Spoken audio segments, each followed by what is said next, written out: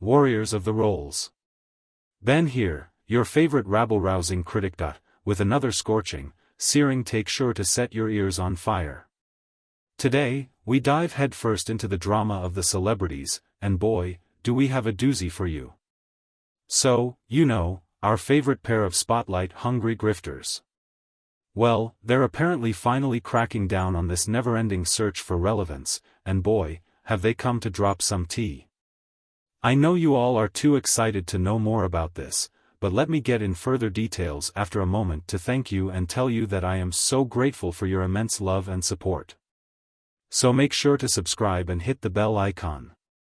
So, supposedly, Ted Sarandos, the co-chief of Netflix, said about the deal, Harry and Meghan are controversial and, indeed, great to get attention, so I suppose that's another way of saying that these two are a pair of shameless showboat attention seekers who will do anything to get their faces in the papers. Now, you may be thinking, Ben, this is a good thing for Netflix, isn't it? Controversy means eyes on the content. Well, yes, my dear sweet summer children. After all, as Sarandos himself said, you may love them or hate them, but you're watching. But the fact is that, while this controversy might be good for the business for now, it does not justify at all the long-term damage this will bring.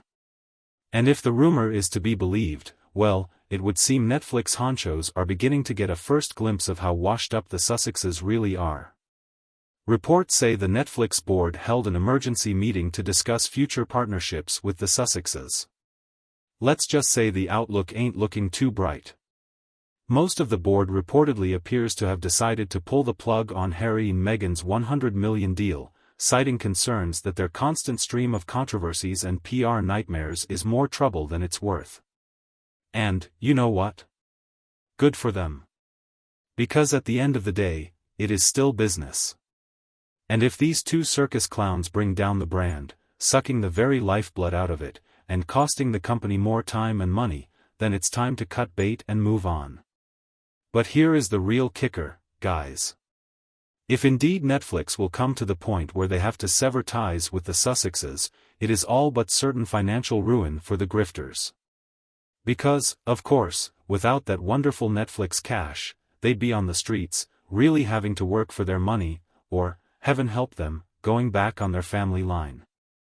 And let's be real here folks, we all know how that's going to go down. Meghan's ego is entirely too fragile for her to ever admit to a loss, and Harry is whipped through and through. So they will just double down on their own victim narratives, crying about how they've been silenced and persecuted by the evil media overlords. While conveniently ignoring the fact that they had brought this whole mess upon themselves, but hey, who am I to judge if these two want to spend the rest of their life chasing after relevance and fame like a pair of desperate D-listers? More power to them, as the saying goes. But don't come crying to me when the well finally runs dry and all you're left with is a pile of debt and your name in the muck. That really is, after all, folks, what it all basically boils down to, a cautionary tale of how the dangers of letting your ego and thirst for attention get the better of you. These two had it all, well,